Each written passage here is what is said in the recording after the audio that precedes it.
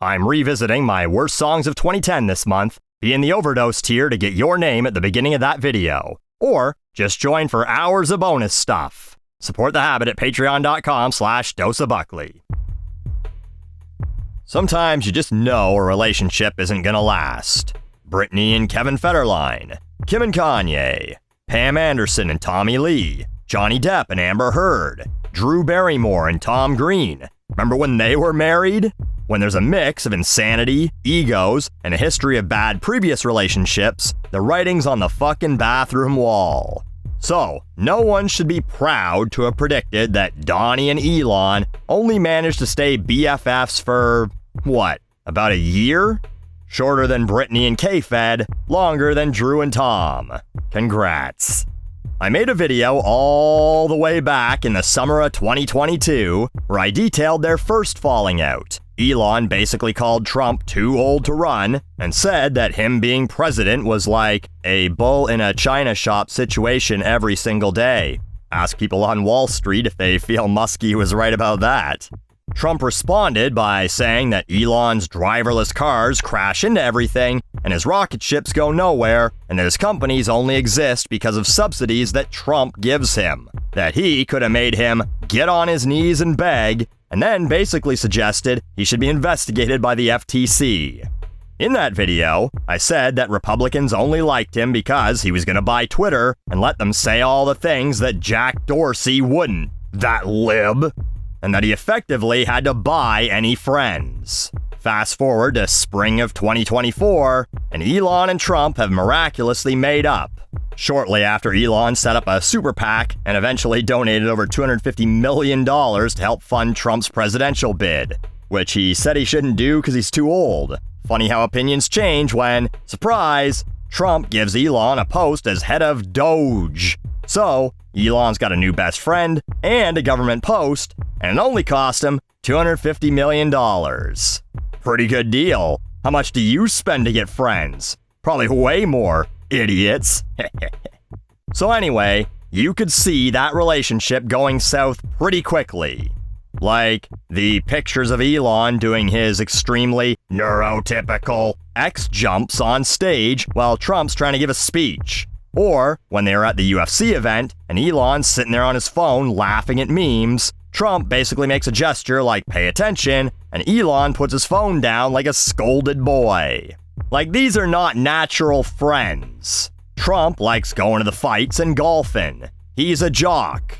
Elon likes cheating at video games and jerking off into a cup to give to women who are out of his league. He's an indoor kid. One look at that guy and you know he can identify all the different colors of inhalers. So, it was inevitable that they'd have a falling out. You've watched 80s comedies. Jocks and nerds are mortal enemies. And so, turned out, all the work, let's call it that Elon did, Trump had no plans to utilize effectively any of it, as he unveiled his big beautiful bill, which would effectively increase spending. The whole thing Doge was designed to stop. So, June 3rd, Elon tweets, "I'm sorry, but I just can't stand it anymore. This massive, outrageous, pork-filled congressional spending bill is a disgusting abomination. Shame on those who voted for it. You know you did wrong. You know it." Trump responds from his own platform, like two kings throwing rocks at each other's castles from behind their own walls, saying, "I still don't do a fucking Trump impression. Elon was wearing thin. I asked him to leave." Like, it's terrible. "I took away his EV mandate that forced everyone to buy electric cars that nobody else wanted, that he knew for months I was going to do, and he just went crazy." And then, same day on the news, he accuses Elon of, well, perhaps the worst thing you can accuse someone of having. No, not the thing I accused him of having earlier. This. People leave my administration and they love us.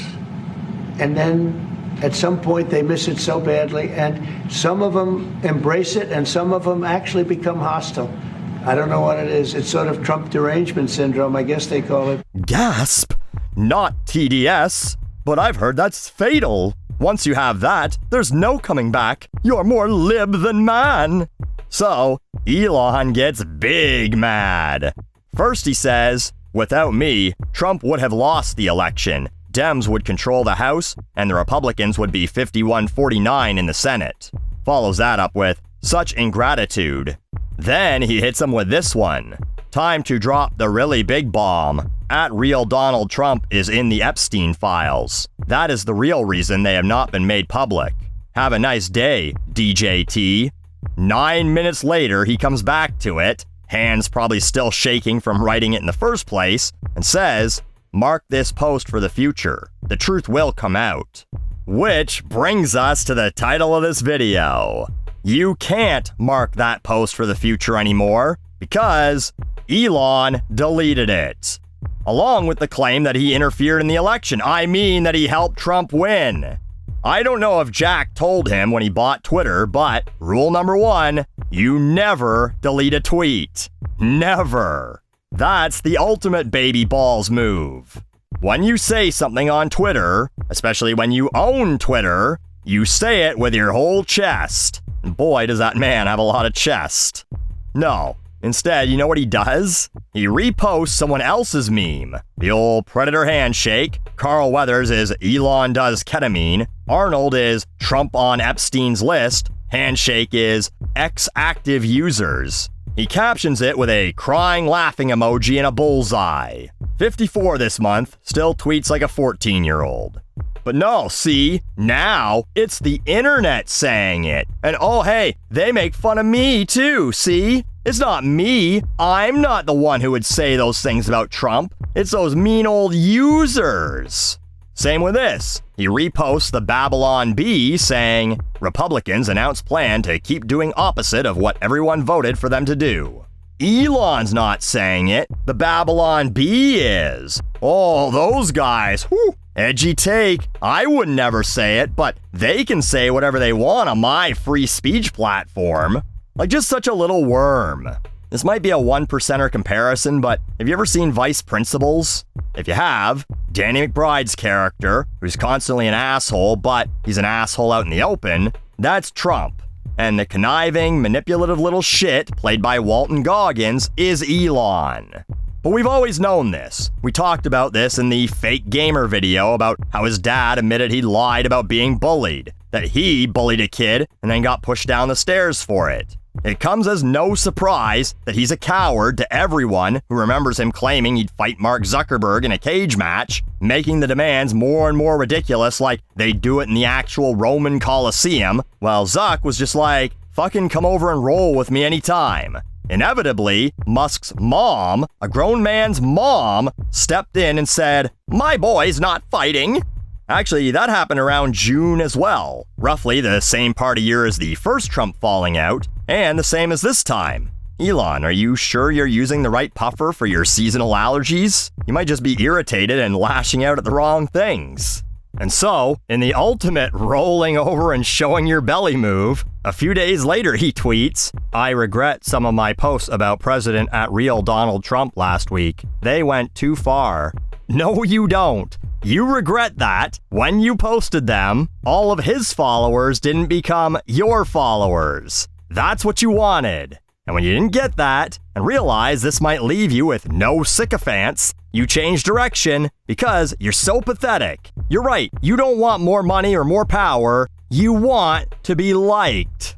Like you can tell when he's obviously spent too much time doom scrolling and reading mean things about himself. His Twitter profile, which I had muted before this because I was just sick of seeing him every single fucking day, but several times a day, he'll repost one of his glazers who is reposting a video or a quote that's verbally sucking Elon off.